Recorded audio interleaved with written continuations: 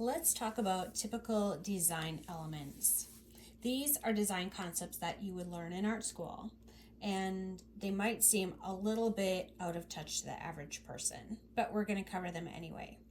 An art student would be studying all of these elements in depth, but that's not the point of our video. So if you'd like to dive deeper into this type of thing, you can find more information online. The first one is balance. So balance deals with whether your design is symmetrical or asymmetrical. Now, if you look at the very even lines in this placement of papers, this is very symmetrical.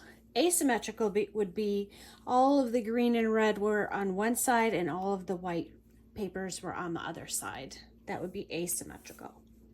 Unity and variety is the next element, and it is meant to work together so that you avoid both monotony and chaos. So obviously I've laid these out so that there are more lighter backgrounds than there are dark backgrounds. So I've laid them out so that it is every other. So all of the light ones are in this checkerboard pattern and the darker ones are otherwise. So there's a lot of variety in this set of papers. And just so you know, like, this is a paper pack. It's time for me to do Christmas cards again. And so I got a paper pack of cards and I make giant tags to send out to family and friends. So that's where this all comes from. There is unity in that there are balanced colors. So it's the same sorts of colors of green. So like these greens all kind of match each other. These are a little bit brighter than this one. So there's variety in that. And yet, even in all of these different patterns, because there's similar colors and designs, it all unifies together. Okay, the next concept we want to talk about is contrast. So that is, again, letting each element have its own strength. So, for example, because these are spread out between lights and darks, they each have their own strength to them. They stand out, they don't blend in with each other, and they are contrasting to each other. So that, you know, if I had all of the whites over on this side, they would kind of all blend together because of that white background. And by separating them, then they have their own contrast. So this is something that I learned when my mom had a quilt shop. I think that's when I really started looking at that. As I was doing more quilting with her and designing, I learned, okay, you might have a color scheme for your quilt. If you pretend that this paperwork is fabric, you might have a color scheme for your quilt, but you want to have things that are light, and you want to have things that are dark, and you want to have things that are medium colored.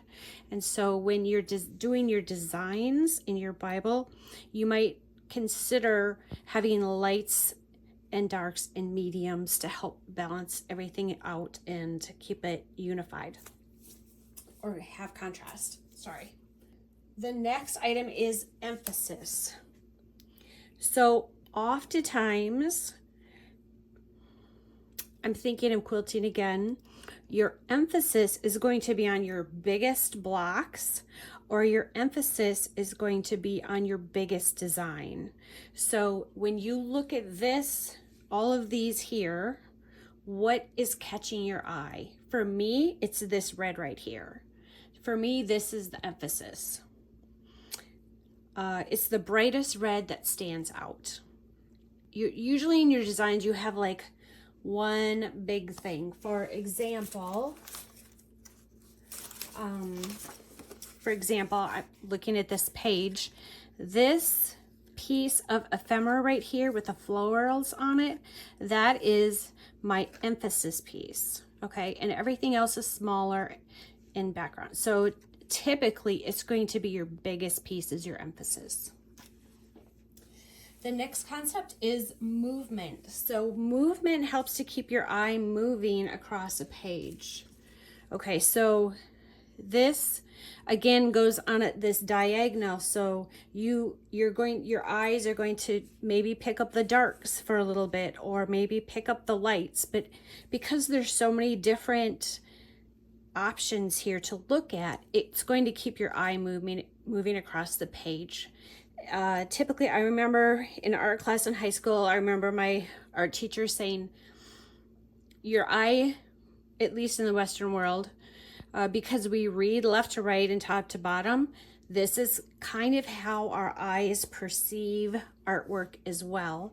So for example, in this tag, this line here, this has an angle to it that goes top to bottom.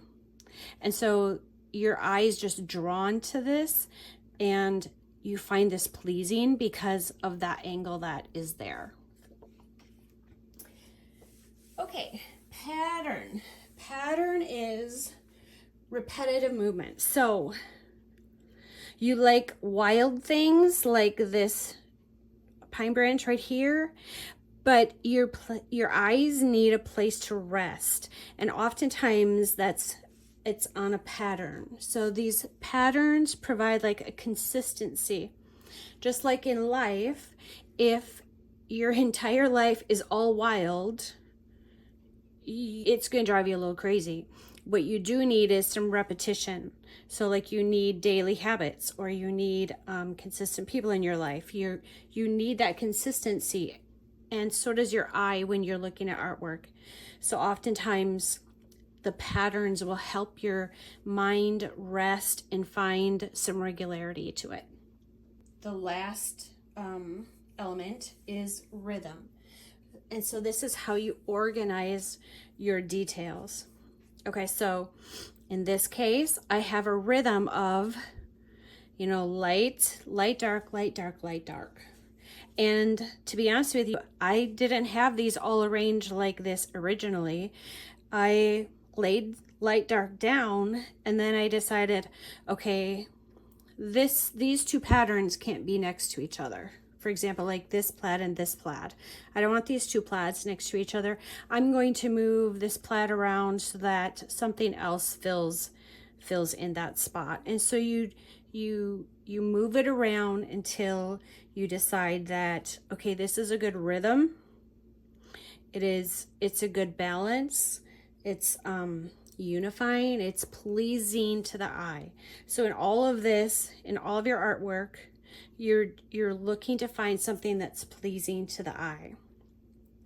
And I just want to remind you, I love to create beautiful artwork, but at the same time, really this is about connecting with God. So I'm just going to emphasize that right off the bat, because as much as I love to do things to the best of my ability and to make something that I really like, my point in Bible journaling is to really sit down and have a conversation with God about things. So all that being said, I'm going to link that particular video. If you get stuck on perfectionism, I'm going to link that video at the end of this so that it gives you a chance to take a step back and realize, okay, this is why I'm really Bible journaling. I love the artwork part of it, but that's not the main point. So those are the main concepts and elements that you will find in your artwork.